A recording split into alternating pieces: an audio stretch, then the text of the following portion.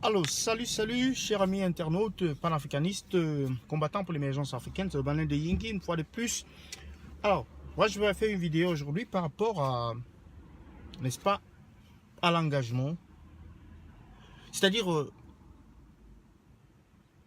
en fait, l'intitulé de la vidéo, bien le titre de la vidéo, c'est « Le rendre compte ».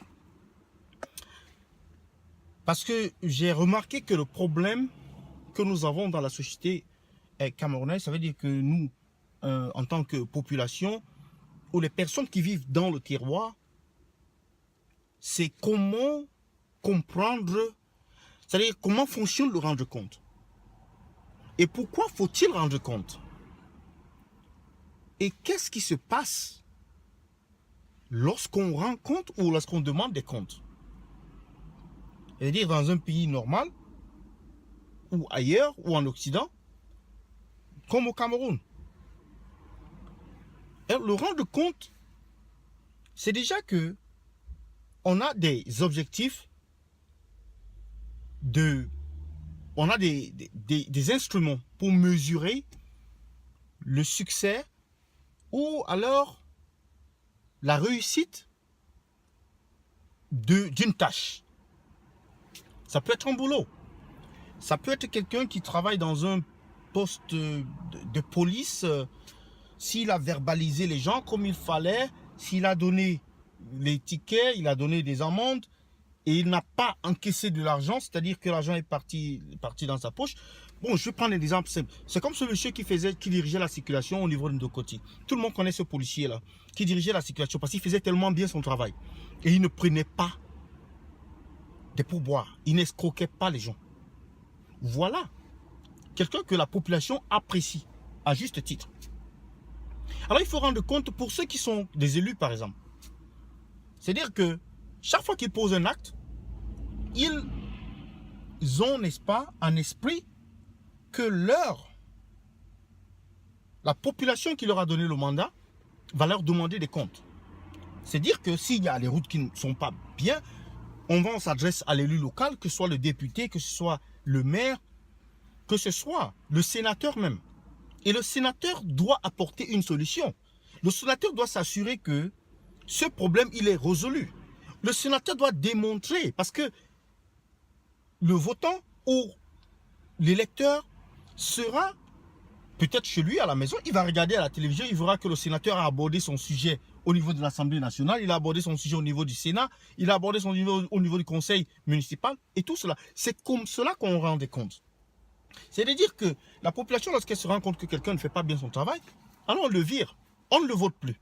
Mais le problème maintenant, c'est qu'on est dans un système qui est corrompu, où le mérite et où le travail n'est pas l'instrument de mesure de la réussite ou même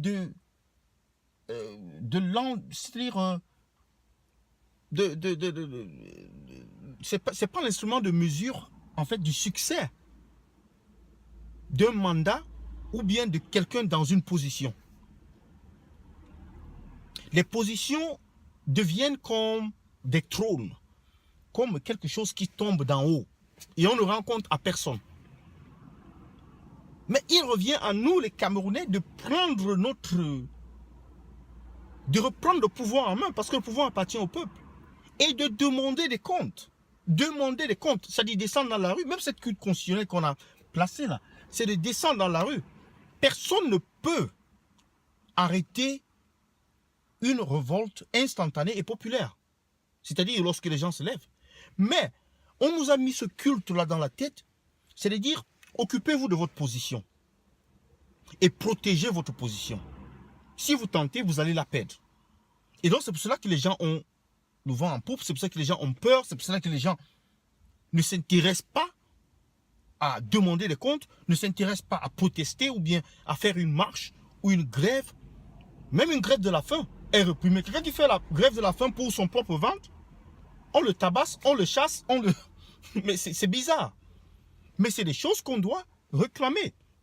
On doit réclamer des comptes.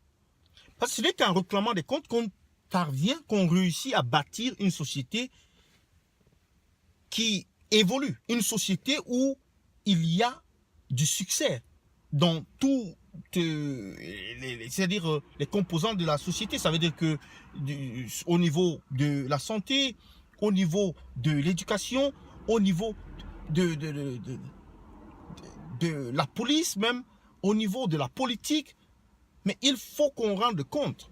Lorsque un politicien donne un projet de société et qu'il ne tient pas, ou qu'il ne fait même pas les 10% de ce qu'il a, n'est-ce pas, promis à la population, on le met de côté. Ça veut dire qu'on ne le vote pas.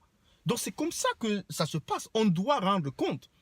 Et nous, en tant que Camerounais, on doit avoir cette culture de demander des comptes.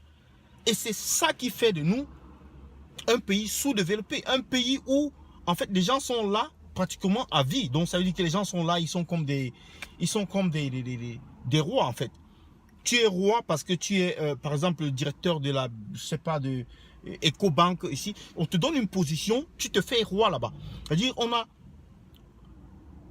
royalisé, je peux dire, le boulot, la position. En fait, vous le voyez, parce que quand on nomme ministre, les gens, ils fêtent.